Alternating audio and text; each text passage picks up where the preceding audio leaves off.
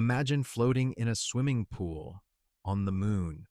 No lifeguard, no sunscreen, just you, a giant splash, and Earth glowing in the sky. What would actually happen if we built a swimming pool on the moon and filled it with water?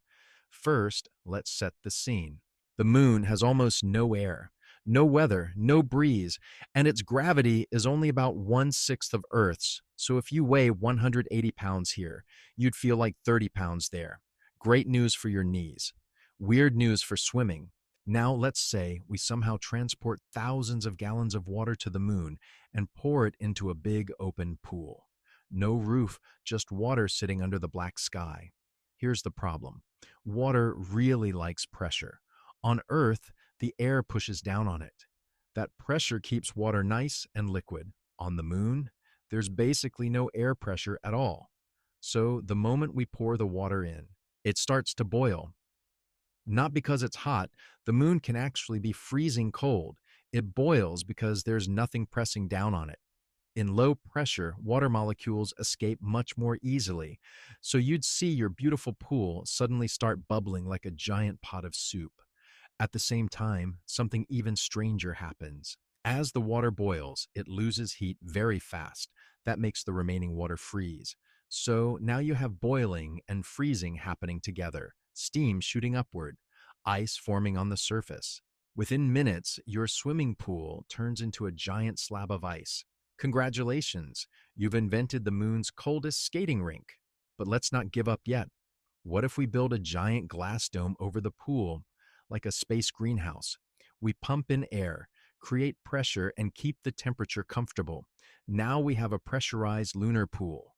Finally, time to swim. Or is it? Remember, the moon's gravity is only 1/6 of Earth's. That changes everything. On Earth, when you push against the water, you move forward smoothly. On the moon, every kick would send you much farther. If you push off the wall gently, you might fly across the entire pool in one slow motion glide. And jumping out of the water, that's where it gets fun. On Earth, even the best athletes barely clear the water. On the moon, a strong push from underwater could launch you several feet into the air. In slow motion, you'd rise gracefully, hang there for a couple of seconds, and then drift back down like a superhero who forgot how to land. Diving would feel completely different too. Normally, gravity pulls you down fast. On the moon, you'd fall slowly. A cannonball would look less like a splash and more like a gentle belly flop in slow motion. But here's the big reveal. Waves would act weird. Water movement depends a lot on gravity. With weaker gravity, waves would be slower and lower. Splashing would feel softer. Ripples would spread differently. The whole pool would move like it's in a dream. And swimming itself, it would actually be harder in some ways. Your body depends on weight to help you sink slightly and grip the water. In low gravity, you'd be almost too buoyant. You might feel like you're stuck at the surface, struggling to dive down. It would be less like swimming, and more like awkwardly pushing yourself around in thick air. Plus, without constant air circulation and temperature control inside the dome, the pool would quickly lose heat into space. Space is a giant freezer. Your relaxing moon vacation could turn into an ice bath real fast. So, could we put a pool on the moon?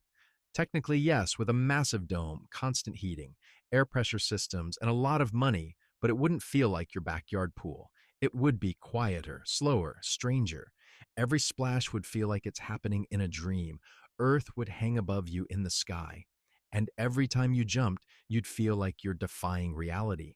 In the end, a pool on the moon wouldn't just change swimming, it would completely change how you experience water, gravity, and even your own body. And honestly, that might be the coolest part. So, would you take a swim on the moon, or would you stick to Earth's gravity? Let me know in the comments. If you enjoyed this what if, don't forget to like the video and subscribe for more weird science questions that make you look at the universe a little differently. See you in the next one.